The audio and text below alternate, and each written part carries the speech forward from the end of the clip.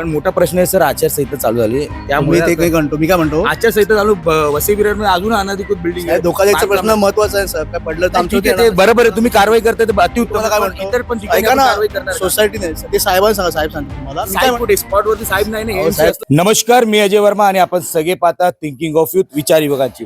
सध्या आपण विरार पश्चिमच्या परिसरात उपस्थित आहे. आपण बघू शकता ज्या बिल्डिंग मध्ये आपण उपस्थित, या बिल्डिंगचं नाव आहे. आपण ह्या ठिकाणी आता तोडक कारवाई चालू आहे महानगरपालिका प्रभाग समिती अच्या अंतर्गत. त्याचबरोबर आपण बघू शकता सामान लोकांचं घराचं बाहेर टाकण्यात आलेलं आहे. कारण काय होता, नागरिक बघा आपला सामान कशा प्रकारे सांभाळताय. आपण त्यांच्याकडनं विचारायचा प्रयत्न करू का त्यांना अगोदर महापालिकेने नोटीस दिली होती का, आणि नोटीस कधीची दिली होती आणि कदापासून लोक इकडे किती राहत होते. किती वर्ष झाले आपल्याला इकडे? 30 वर्ष झालं. काय झालं आता अचानक कारवाई होते, तुम्हाला नोटीस आलेली का महापालिकेकडे? मला लिहाय वाचा येत नाही, मी आजारी होते, मी झोपून राहते, मला काय माहिती नाही. किती लोक होते पूर्ण संपूर्ण बिल्डिंग मध्ये? 12 फलाट होते, 4 फलाट भाड्याने होते आणि बाकीचे राहत होते. बाकीचे आता लोक कुठे गेले? कुठे गेले मला माहिती नाही, मला विचारलं नाही, पुसलं नाही, माझं आधार कार्ड घेतलं नाही, बिल्डरने पॅन कार्ड घेतलं नाही, घराचं माप घेतलं नाही, एवढी जागा देतो तेवढी जागा देतो, मला बिल्डर काय बोलला नाही. 30 वर्ष झालं राहते. बिल्डिंग रिडेव्हलपमेंट मध्ये परत नवीन कुणी घेतली ती नवीन, कोणचा बिल्डर आहे ते मला माहिती नाही. नाही माहिती. हा, मी काय म्हणलं साहेब, आजच्या दिवस तुम्ही सामान काढू नका, माझा मुलगा येऊ द्या, पॅक बंद करू द्या, मग आम्हाला पैसा पाणी घेऊ द्या, मग जाऊ द्या. तुम्ही डायरेक्ट सामान कसं काढलं सांगा बरं. पण बिल्डिंग आता दुरुस्ती एकदम बेकार बिल्डिंगची अवस्था. अगर पडली तर तुमचा जीव जाऊ शकतो. मरू शकतो. यांनी धोका दिला मला, मी आजारी होते, माझ्या पोराला इनुशी पाहिजे होती, मला पोराचं ऑपरेशन करायचं होतं आपंड्याचं. या लोकांनी बिल्डिंग सोसायटीने चर्मलने शकर्ट्यानी मला इनुशी दिली नाही, याच्यामुळे मी लॉस झाले 30-35 लाखाला 50 लाखाला. म्हणजे रिडेव्हलपमेंट जागा पण नाही दिली अजून, परत पैसे नाही दिले, जागा नाही दिली, पैसा नाही दिला, म्हणून मी म्हणलं आजच्या दिवस माझं सामान काढू नका तुम्ही.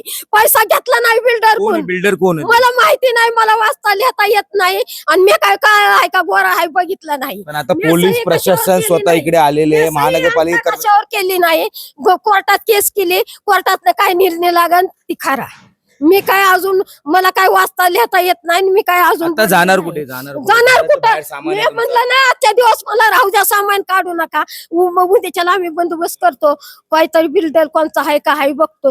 म्हणलं होतं ना, ह्या लोक ऐकलं का नाही, सामान डायरेक्ट कसं काढलं, ह्या बायकांनी मला खेचलं कसं बाहेर चाललं, हे पोलिसने मला ओढून घराच्या बाहेर काढलं. माझं घर आहे, मी 30 वर्ष झालं राहते, आजकाल राहत नाही, मला कोरड पडली, नरड्याला बोलायला येत नाही. मी का बोलतो, पण आता निवडणूक लागलेली, कशा प्रकारे लोकांना सांगणार, कुठे जाणार, काय करणार? थांबा तुम्ही 4 दिवस आम्हाला टाइम द्या. हा, मग आमचा बंदोबस्त करतो. माझं सामान ही वरनं ह्यांनी मोटर चालू केलं ना, सर्व सामान भिजन, इकडे सामान ठेवायला लावा. मोटर चालू केली तर सोसायटी मध्ये भांडणं होत्यात.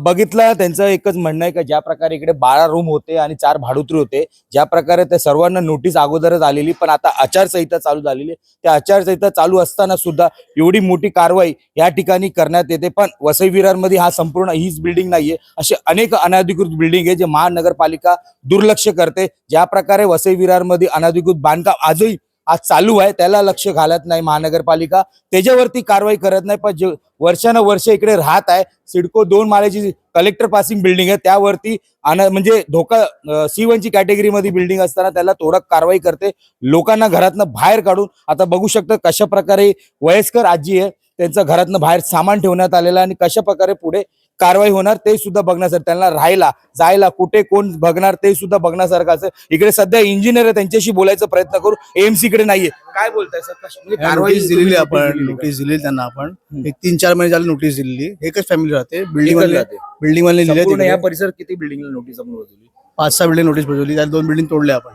पण मोठा प्रश्न आहे सर, आचारसंहिता चालू झाली त्यामुळे ते काही म्हणतो मी काय म्हणतो, आचारसंहिता चालू वसई विरारमध्ये अजून अनधिकृत बिल्डिंग आहे. धोकादायचा प्रश्न महत्वाचा आहे सर. काय पडलं तर आमचं ते बरोबर आहे, तुम्ही कारवाई करताय ते अतिउत्तम. काय म्हणतो? इतर पण ठिकाणी ऐका आपण ना, कारवाई करणार का? सोसायटी नाही ते साहेबांना सांगा, साहेब सांगते तुम्हाला. मी काय साहेब कुठे स्पॉटवरती साहेब नाही ना, AMC असला मी पाहिजे. काय म्हणतो, इकडे बघा, याला फोकस करा तुम्ही, इकडे या. कुठे हे बघा, हे काय लिहिलंय वाचा तुम्ही. नाही, वाचलं आम्ही बाहेर. सोसायटीची नोटीस आम्हाला आली, तुम्ही खाली करा. आम्हाला कारवाईचा काही संदेश नाहीये, पण तुम्ही साहेबांची कारवाई आहे होईल प्रभागामध्ये. बघितलं बघितलं कशा प्रकारे इंजिनियर बोलायला टाळताय, पण ज्या प्रकारे एएमसी ह्या सर्व गोष्टीवरती इकडे उपस्थित नाहीये ते पण मोठा प्रश्नचिन्ह निर्माण होतो. पोलिसांना बोलवलं गेलंय कारण की पोलिसाचं काम आहे जिकडे प्रोटेक्शन मागितलं तिकडे ते येऊ शकतात, पण ज्या प्रकारे आता वसई विरारमधील एंड निवडणूकच्या पार्श्वभूमीवरती अशा प्रकारची कारवाई होताना दिसत आहे, त्याला लक्षात घेऊन काय बोलायचं, कुठली सत्ताधारी काम करते का आणि गेले 35 वर्ष होते त्यांनी काम केला का, हे सुद्धा मोठा प्रश्नचिन्ह निर्माण होतं. आतापर्यंत एवढंच. प्रत्येक गोष्टीची अपडेट आमच्या चॅनल मार्फत आम्ही नक्कीच तुम्हाला पोहोचवायचा प्रयत्न करू. धन्यवाद.